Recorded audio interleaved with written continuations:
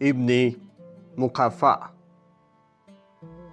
ابن مقفع یکی از شخصان بزرگ فارس و تاجیک به حساب می رود که او نخست شده خدای نامک را از زبان پهلوی به زبان عربی برگردان می کند.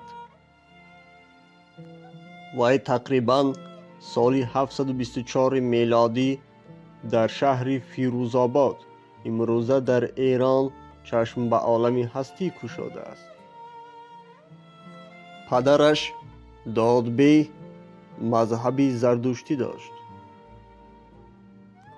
در زمان قایم مقام عراق بودن حجاج ابن یوسف او را چنان کوفتند که در تاریخ با نام مقفع یعنی دست شکسته مشهور گردید.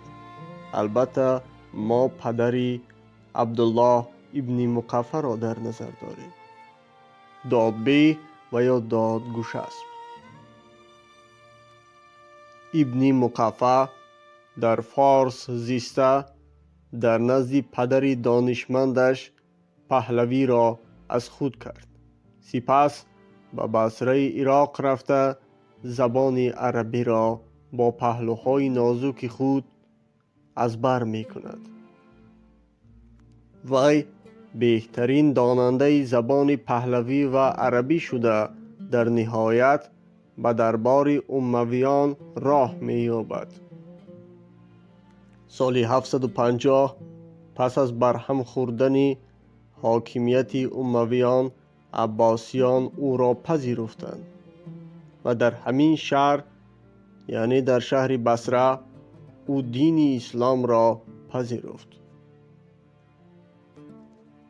ابن مقفع توانست که مزدک نامه کلیل و دیمنه را از پهلوی به عربی برگردان نماید. وی بدین وسیله تاریخ و فرهنگ ایرانیان را به عربها نشان داد. در نهایت کار او خشم عربها را بیدار کرد و او را بیرحمانه به قتل رسانیدند. عبدالله ابن مقفع کتاب و رساله های اخلاقی زیادی را تالیف کرده است. الادب الکبیر از جمله آنهاست. او را همچون بنیانگذار نثر عرب هم می حسابند. معلومات از کتاب بی‌نظیر اساسگزار صلح و وحدت ملی پیشوای ملت محترم امام علی رحمان با نام تاجیکان در آینه تاریخ از آریان تا سامانیان کتاب 4 گرفته شده است.